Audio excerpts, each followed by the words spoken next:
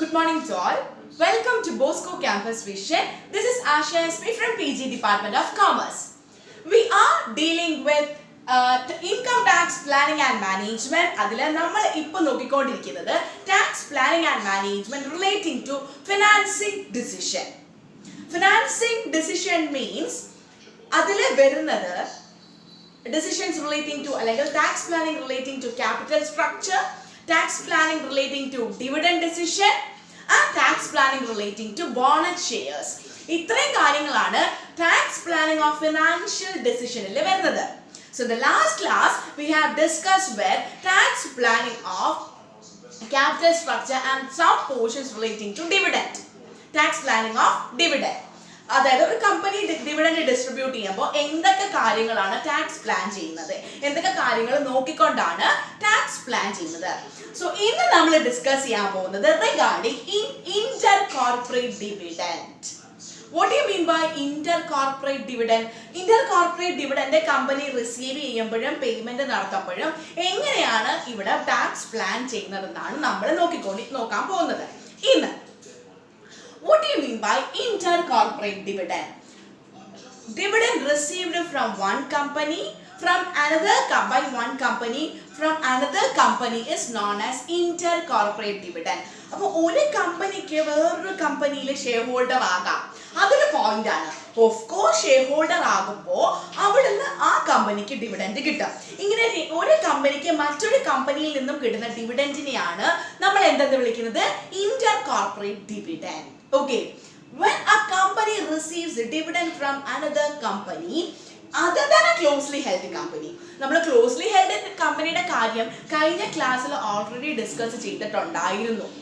ഒരു കമ്പനി മറ്റൊരു കമ്പനിയിൽ നിന്നും ഡിവിഡൻഡ് റിസീവ് ചെയ്താൽ, that means dividend received from ഈ കമ്പനി എന്ന് പറയുന്നത് ഇവിടെ ഞാൻ ഡൊമസ്റ്റിക് കമ്പനിയുടെ കാര്യമാണ് പറയുന്നത്. What do you mean by domestic company? A company registered in India and it's known as under the Companies Act of 2013 is known as an Indian company. അപ്പോൾ domestic company അല്ലെങ്കിൽ ഒരു ഇന്ത്യൻ കമ്പനി വേറൊരു കമ്പനിയിൽ നിന്നും dividend receive ചെയ്യുന്ന സമയത്ത് it is exempted under section 10 subsection 34.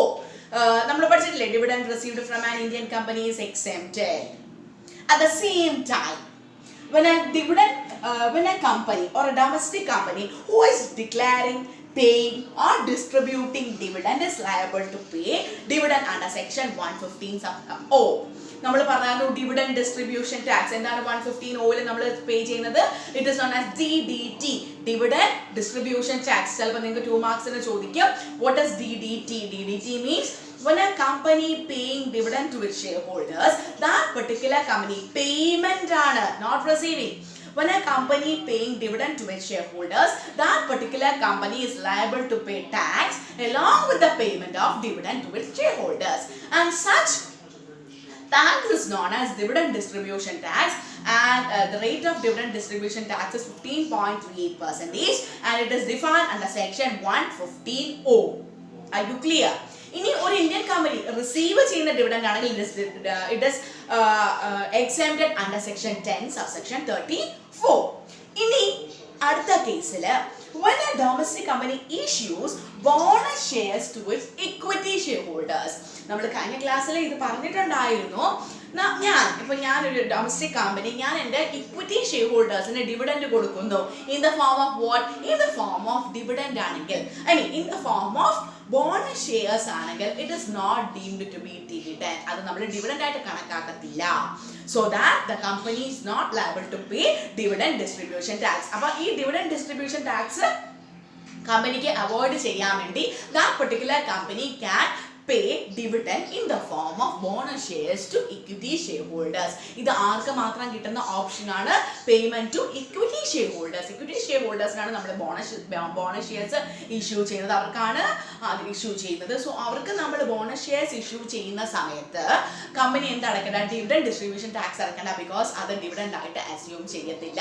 പക്ഷേ cash ആയിട്ടാണ് കൊടുത്തതെങ്കിൽ it is deemed to be dividend and the company is liable to pay dividend distribution tax under section 115O. അപ്പോൾ ഇത്രയുമാണ് tax planning relating to inter corporate dividend. അപ്പോൾ ഡിവിഡൻഡിന്റെ ചിലപ്പോൾ ഡിവിഡൻഡിന്റെ tax planning മാത്രമേ ചോദിക്കൂ. അപ്പോൾ നമ്മൾ ഡിവിഡൻഡിനെ കുറിച്ചുള്ള എല്ലാം ഇന്റർ കോർപ്പറേറ്റ് ഡിവിഡൻഡ് ആണെങ്കിൽ നമുക്ക് ഇനി നെക്സ്റ്റ് ക്ലാസ്സിൽ ബോണസ് ഷെയർസിന്റെ ഡിവിഡൻഡിന് നമ്മൾ കുറച്ചും കൂടെ ക്ലിയർ ആയിട്ട് ഡിസ്കസ് ചെയ്യും. അപ്പോൾ ഈ കാര്യങ്ങളെല്ലാം അതിൽ വരുന്നതാണ്.